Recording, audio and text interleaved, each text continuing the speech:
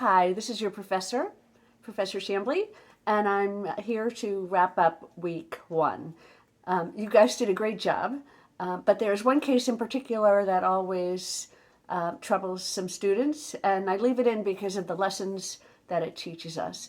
There's a lot of specific language in it that's specific to the legal profession, and even some of that is outdated, and it causes students some trouble. Because it was a seized product, it's against the frozen strawberries. It's not against any person in particular. And the person whose product was seized, or anyone with an interest, say maybe the person who shipped it or wants to buy it, can intervene and sue. And that's what happened here. So the strawberries that were shipped in interstate commerce were probably very ripe, because if they're not overripe, then they get a better price on the market as fresh strawberries. But these were too ripe to make the trip to market. And you've heard about the bottom of the barrel of fruits and vegetables, and that's probably what these were. So when they were shipped, they probably weren't quite adulterated. But by the time they were held and frozen and repackaged, they would have become adulterated. They would have been decomposed.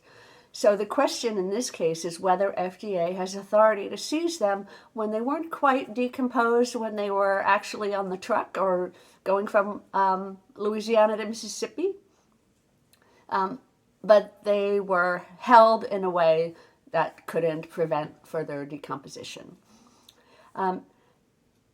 So the dilemma for FDA was, when does the product have to be decomposed? Now, I want you to look at the magic words of the statute.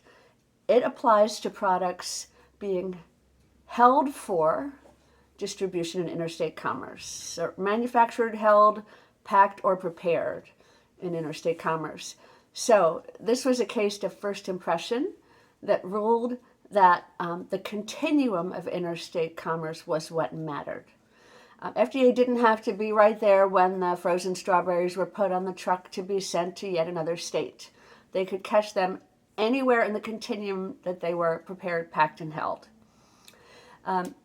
So the court initially ruled at first impression that that it wasn't in interstate commerce just because it had been and would be in interstate commerce.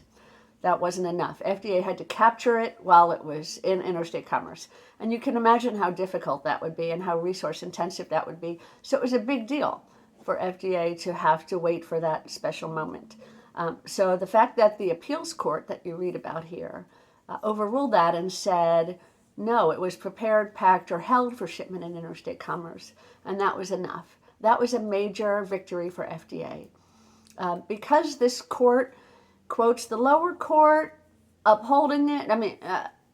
The lower court ruling for the complainant is confusing in this narrative to see where the final ruling was. But the final rule is that they overruled the lower court, and FDA did not have to wait for the product to actually be decomposed and in interstate commerce. So it seems obvious today that a product that was en route to interstate commerce would be something FDA could seize. But this is 1952, and interstate commerce hadn't been going on very long. Remember, it took slaves weeks, months to travel from the south to north to do that incognito.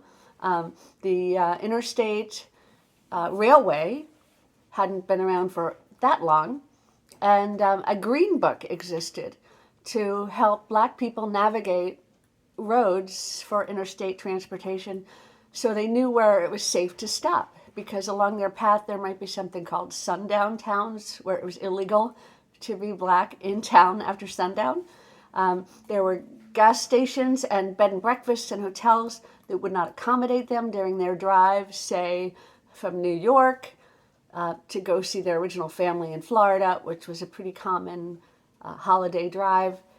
That took days more for Black people than it did for white people, because they had to avoid